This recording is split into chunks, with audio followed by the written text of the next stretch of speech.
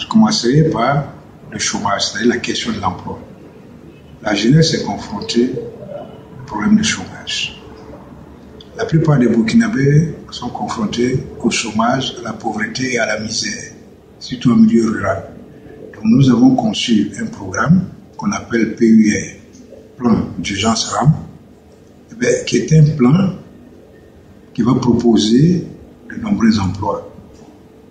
Et pour créer de nombreux emplois, il faut avoir de l'argent, donc de financement. Alors, aussi bien que notre plan d'urgence va coûter 38 milliards 200 millions par an pour les 45 provinces de notre pays. Et durant les 5 ans de mandat, tout cela va coûter 191 milliards.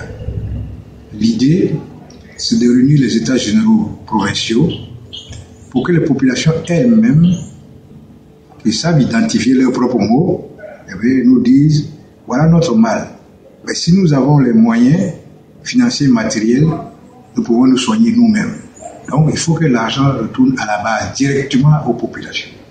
Donc ça va créer des emplois, ça va moderniser l'agriculture, l'élevage et l'économie verte. Là, nous allons créer des unités de retraitement des déchets plastiques et des ordures ménagères.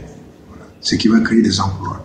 En plus, ces fonds serviront aussi à doter des microcrédits aux femmes et tout ça, pour qu'elles puissent s'auto-employer.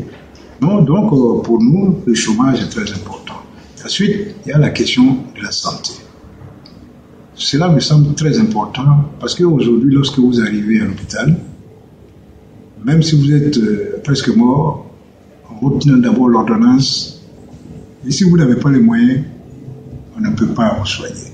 Alors nous pensons qu'il faut d'abord l'assurance mutuelle qu'on doit vraiment opérationnaliser, mais en même temps, il faut doter les centres sanitaires de moyens pour que la femme qui arrive pour accoucher, qu'elle soit prise en charge gratuitement.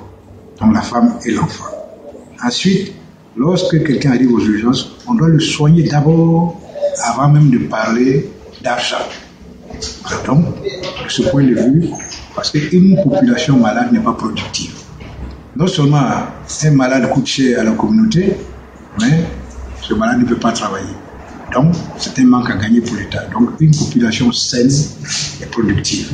Sinon, c'est le contraire. Donc, la santé nous semble aussi très importante.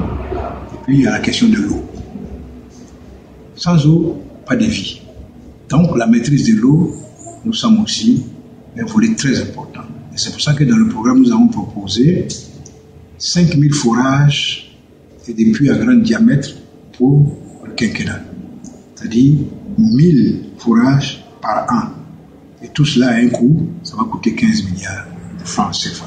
Donc l'eau potable pour les êtres humains, l'eau pour irriguer les terres, l'eau pour les cheptels. Vous voyez, si tout ça se réunit, évidemment, je pense que quand même, quelqu'un peut vivre dans une région aride parce qu'il a un peu d'eau. Je donne l'exemple du forage Christine qui se trouve derrière Gorom Gorom. Ce forage-là à grand débit, les gens viennent du Mali, du Niger, surtout avec des troupeaux, pour les abreuver là-bas.